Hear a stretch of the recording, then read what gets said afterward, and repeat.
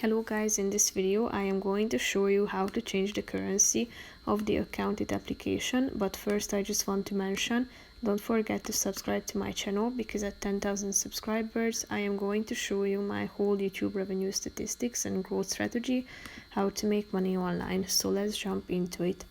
First of all, open the application on your phone.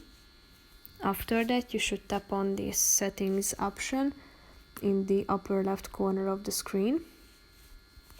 As you scroll down, you can find this currency section, so tap on it, and here you can find your selected currency at the top, and here are a bunch of other options that you can choose from. As you can see, they are logged, so if you want to change the currency, you should go premium. Here you can find the available options: monthly, lifetime, or yearly Accountit plus offers. So select the relevant one, and after that you will be able to change your currency.